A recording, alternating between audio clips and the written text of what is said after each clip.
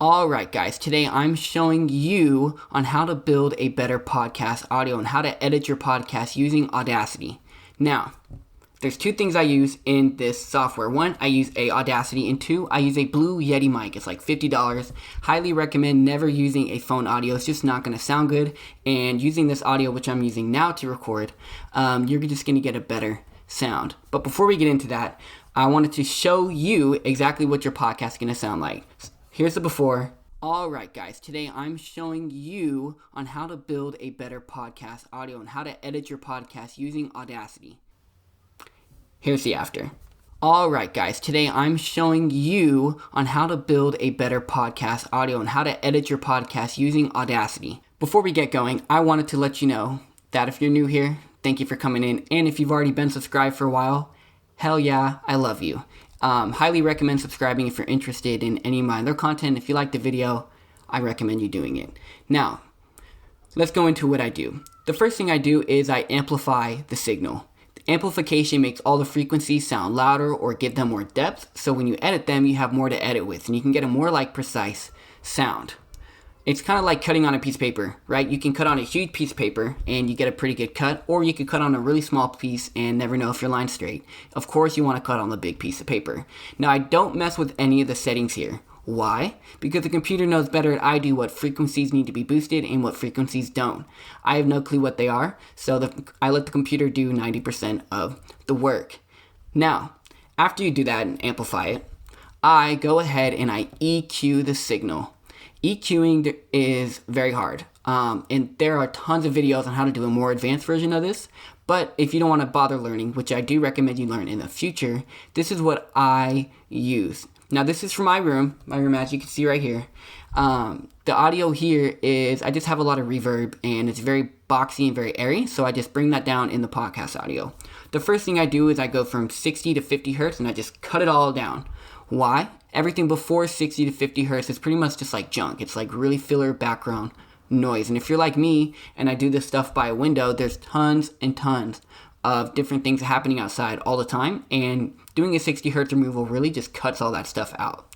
The second thing I do is I take the high end. This is from maybe about like 6100 to 6000, anything from there and after.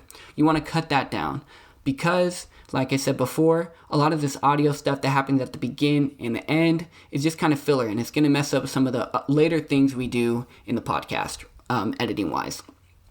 Now, the middle part is where you kind of have to experiment, right? For most people, you're already going to want to cut the low end, you want to cut the really high end.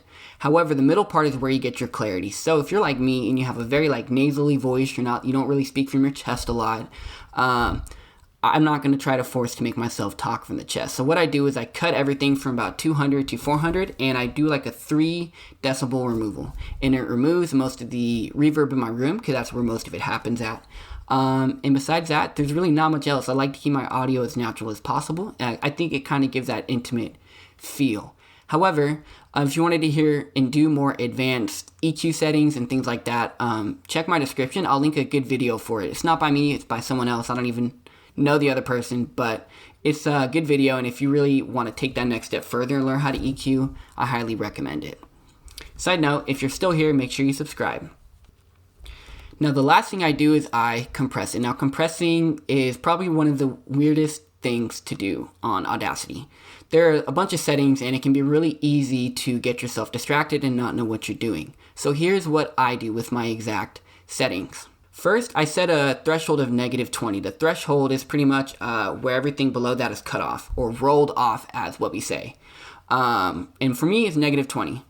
Why is -20? I don't know. I just over-experienced, and being a rapper and hip-hop musician, I know that -20 is the best for my voice personally.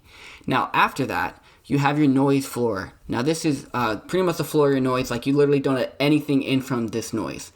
So anything below this decibel count is like a no-no. It's never going to show up in your podcast. So I have mine set at -40. Why? If something's happening at -40 decibels, I wouldn't want it in it anyway. -40 decibels is like lower than a whisper. So think about that. And And what compressions does is it takes your highs of your voice and it takes your lows of the voice, and it does its best to make it equal. And sometimes you'll need to repeat this compression multiple times, but that's just something you have to learn as you go. And so the noise floor takes all the really, really low stuff and cuts it out. So this way, when you have your high voice, it doesn't overcompensate for the low and bring that like low stuff up.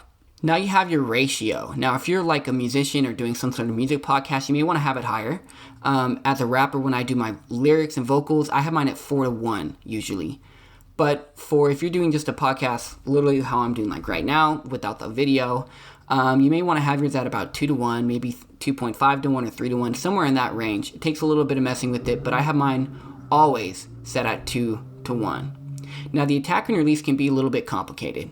The attack is when the compressor kicks in and it starts bringing your vocal down, and release is when it stops and it just levels off, right? So attack is the start, release is the stop. Now, I have my attack at 0.2 seconds because when I speak, I want within 0.2 seconds, I want my voice to already be matched and kind of corrected. I have my release set at about 1 second.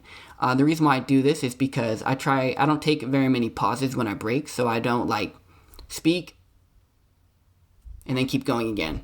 Release is when that compressor stops in the middle, and it's when it stops with those that 3 seconds that I took as a break. So I have mine at 1 second because I just tend to keep talking and talking and talking. And there you have it. That's how you edit your podcast. Now, to export it, you just go to the top left and you click on File, export it as MP3 or a WAV. A WAV will get you a better quality, but it takes a lot longer to download. So if you have like a really bad computer, I don't think I would recommend you downloading it as a WAV. However, I use WAV for all of mine. And yeah, that's how you edit your podcast. Really easy, really simple. This is exactly how my podcasts sound. And if you like the video, highly encourage you to subscribe because I'm helping you out so you can do a little bit and help me out, grow my influence. Leave a like, and if you have any other podcast questions, like specific podcast questions about audio editing, I would absolutely love to answer them. Just leave them in the comment section. It's JT. Thank you so much for joining in. I'm out, fam. That was the worst wool ever.